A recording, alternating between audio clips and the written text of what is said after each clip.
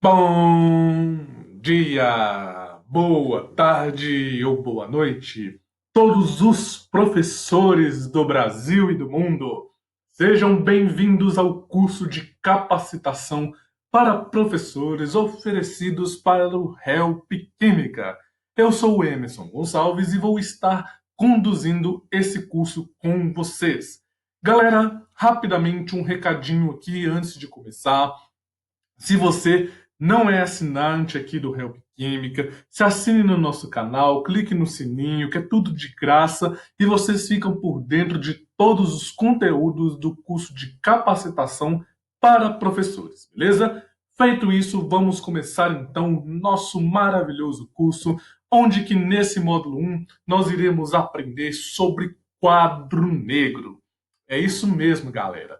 Pode não parecer, mas existem técnicas até para nós aplicarmos o nosso conhecimento em quadro negro. E dificilmente tais técnicas são ensinadas para nós na universidade, de modo que nós vamos aprendendo com a vivência profissional ou com cursos de capacitação. Assim como ao longo da minha graduação e da minha vida profissional eu vim me capacitando, agora eu também quero compartilhar com vocês um pouquinho dessas experiências. Então, para a gente começar esse curso, nós vamos começar com a primeira lição, onde nós iremos trabalhar hoje com as cores dos giz. É isso aí, galera. Até as cores dos giz, elas interferem no nossa aprendizagem, beleza? E interfere também na maneira com que o nosso estudante, com que o nosso aluno, ele vai receber, ele vai pegar esse conteúdo que está sendo ministrado. Então, olha só. Peguei aqui algumas cores comuns, que são o branco, o azul e o rosa. Cores usadas em quadro negro. Galera, a cor branca, ela remete a uma neutralidade. Então, ela é mais recomendada para escritas mais comuns. Como assim escritas mais comuns, professor? Escritas de um resumo da matéria ou algo que não tenha tanto destaque assim, beleza? E ela também deve ser utilizada na divisória do seu quadro, porque dá um aspecto visual mais agradável de olhar para o seu quadro negro. A cor azul, ela é uma cor mais fria, então ela é usada para fazer destaques em algumas coisas, como por exemplo um traço em um subtítulo, ou ela também é usada para fazer detalhes em alguns desenhos. Então, por exemplo, o professor de geografia quer desenhar um mapa, colore uma área de azul para indicar oceanos, rios, lagos e etc. E a cor rosa, ela é uma cor mais quente, que no quadro negro ela vai ter um destaque. Então, ela é recomendada a ser usada quando se quer falar de algo importante ou em títulos envolvendo no seu quadro negro. Bom, outras duas cores, talvez um pouco menos utilizada, mas ainda assim utilizada, são o amarelo e o alaranjado. Essas duas cores bem específicas, elas é usadas quando o professor deseja recomendar ou destacar algo no seu quadro, beleza?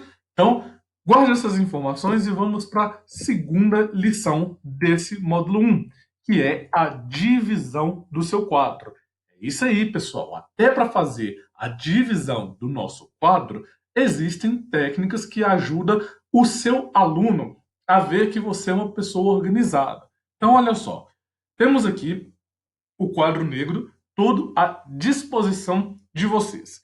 Como é recomendado, lembrando que esse curso ele é uma recomendação e não uma obrigação, mas ajuda muito o professor e o aluno. Inclusive, ajuda em entrevistas de emprego também.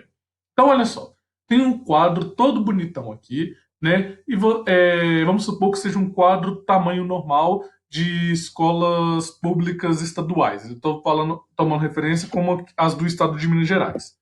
Então, faça as seguintes divisões, onde nessa primeira divisão ela é um pouquinho menor e na divisão que separa o quadro praticamente ao meio são dois espaços maiores. Nessa primeira parte, você vai usar ela para colocar alguns sistemas de identificação. Já já falarei um pouquinho melhor sobre ele. Nessa segunda parte, você vai avançar com seu conteúdo e, se possível, pequenos exemplos, beleza? Já nessa terceira parte, ou você vai fazer um exercício de fixação e a resolução daquele exercício, ou um exemplo que sirva também como um exercício de fixação. Bom, então o que colocar em cada uma dessas três partes aqui? Na parte da identificação, coloque a disciplina que você trabalha, o tema daquela aula trabalhada. Se a sua escola ou seu cursinho possui apostilas, coloque o capítulo ou as páginas que vão estar sendo trabalhadas. Caso tenha interesse e espaço, coloque o capítulo e as páginas que são referências daquela aula, beleza? E embaixo, coloque o seu nome. Isso dá para o aluno uma sensação de que você se importa, de que você tem autoridade, que você está se colocando ali, mas que você também está à disposição dele. Por mais bobo que seja, isso faz uma grande diferença no seu quadro de aula. Na parte de apresentação, que era essa parte aqui do meio, você pode desenvolver o seu conteúdo de forma clara e objetiva. Pessoal, muito cuidado. Não faça uma cópia exata do que está no livro.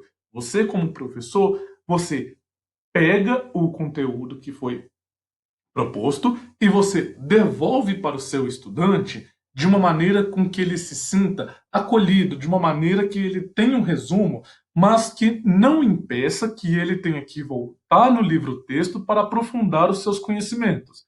Então lembre-se que o seu quadro, o seu desenvolvimento no quadro é para apresentar o conteúdo ao seu estudante, dar uma pincelada na matéria e se ele quiser aprofundar, cabe a ele procurar o livro-texto ou a apostila e buscar mais conhecimentos em cima daquilo, beleza? E na parte de exemplo, aí a parte de exemplo é recomendada com que o professor, ele preferencialmente pegue um exemplo do livro, destacando somente pontos importantes. Por quê? Quando o estudante pegar o livro-texto e regressar, quando ele voltar para tentar entender essa matéria, ele vai entender talvez um exemplo que no livro não tenha ficado de maneira clara ou não tenha ficado de maneira tão desenvolvida. Bom, terceira lição para a gente finalizar esse primeiro módulo, nós vamos colocar em prática o que vocês acabaram de aprender na teoria. Se vocês que estão vendo esse vídeo está trabalhando, se você já está em um período de aula, se você tem um quadro negro em casa, vamos colocar em prática. Se você não tem, se você está vendo durante a pandemia de coronavírus, vamos colocar, vamos treinar, assim como o meu esboço aqui está sendo feito em um quadro de slide, beleza, galera? Então vamos lá. Então, tá aqui o nosso quadro, nós temos aqui uma infinidade de coisas para colocar nesse quadro. Bom, eu sou professor de Química, então eu vou apresentar o conteúdo da minha disciplina. Você, se é professor de História, Filosofia, Geografia, Matemática, Física, Biologia, do que for, apresente o conteúdo da sua disciplina, bem? Mas fique comigo mais um pouquinho, porque é importante essa colocação em prática. Então vamos lá. Começo fazendo as três divisões em meu quadro. Feito a divisão, essa primeira parte é da identificação. Então eu coloco o nome da minha disciplina, coloco a data da aula, no caso é a data que eu estou gravando esse vídeo, coloco o tema que vai ser trabalhado. Nesse caso, eu escolhi o tema íons para ser trabalhado nessa aula com vocês. As páginas são páginas de um livro fictício e que veio da minha cabeça. Não estou seguindo nenhum livro para colocar aqui, mas é como se eu estivesse seguindo, então as páginas seriam 275 e 276. E embaixo coloco o meu nome. Beleza? Sim! Bom, começo o quadro apresentando o título dessa aula. Sempre, pessoal, é recomendado escrever o título em maiúsculo, ou pelo menos a primeira letra em maiúscula, mas todo o título sendo escrito com letras grandes. Note que eu usei aqui o rosa para dar um destaque, né, num título ou sobre qual que é o tema, né, para que o aluno ele for estudar sozinho, ele saber recorrer no conteúdo do livro dele e saber fazer a utilização, ele saber qual que é o tema que está sendo trabalhado. Aqui embaixo, de branco, coloco o resumo da matéria, beleza? Notem que com 3 linhas eu peguei um assunto que quem é das exatas sabe que é um assunto que dá para se falar muito em cima dele. Mas, por que eu não aprofundei nisso daqui? Fica maçante para o aluno, fica chato para o professor e a aula não rende. Então, se você escreve de uma maneira sucinta e objetiva, sobra alguns minutos para que você ainda explique a matéria na mesma aula. Feito isso, eu vou colocar os exemplos específicos, já que eu estou falando de íons, e nesse primeiro pedaço, íons dá uma definição geral. E agora eu estou exemplificando o que são os íons do tipo cátion e que são os íons do tipo ânion. Então, note, pessoal, que aqui é um subtítulo. Subtítulo, eu escrevo ele de branco, em maiúsculo, e uso uma cor para dar um destaque nesse subtítulo. No caso aqui, a cor que eu escolhi foi a cor azul, beleza? Por ser uma cor mais fria, ela vai dar um destaque, mas não vai chamar a atenção toda para o seu subtítulo, beleza? Agora, note que aqui eu coloquei perda em alaranjado, porque aqui sim, cátions está relacionado com perdas. Perdas de quê? Faz o aluno continuar a leitura, que é de elétrons. Beleza? Repetindo o mesmo raciocínio, eu faço a definição de ânions. Tranquilo, tranquilo? Pessoal, note que eu não escrevi muito aqui para baixo. Por quê? Se eu escrevo aqui muito para baixo, devido a essa passagem que aparece aqui dos slides, vocês não veriam o que eu escrevi embaixo. O mesmo na sua sala de aula acontece se o professor ele escreve muito embaixo da sua lousa. Por quê? Os estudantes que sentam mais ao fundo terão dificuldade de enxergar a parte baixa do quadro. Beleza? Bom, feito isso, então, vamos usar agora essa parte aqui. Eu quero fazer um exemplo agora, de novo, da nossa página fictícia, como se o nosso exemplo estivesse na página 276. Note agora que eu usei a cor azul. Por quê? Eu vou dar um destaque para ela, porém, eu não estou chamando a atenção toda para ela. Se vocês pausarem o vídeo e olhar todo para esse quadro, note que o título ele ainda continua chamando muito mais a atenção do que o exemplo aqui. Beleza? Então tá bom. Peguei um exemplo, anotei alguns pontos importantes do nosso exemplo. Nesse caso aqui, eu como professor, eu iria explicar. Gente, isso é uma linguagem química, onde que o hidrogênio atômico, quando perdeu um elétron, passou a adquirir carga positiva. Vamos ver por que ele adquire essa carga positiva, conforme é demonstrado no exemplo da página 276.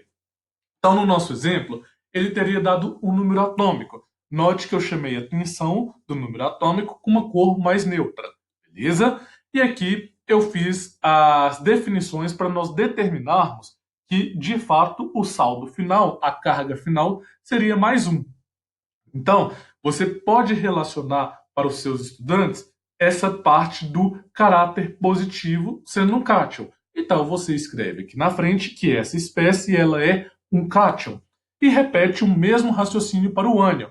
Então, nesse caso, eu falaria, olha, pessoal, eu tenho aqui uma linguagem química aonde que eu tenho o hidrogênio atômico que recebe um elétronzinho e passa a ficar com uma carga negativa.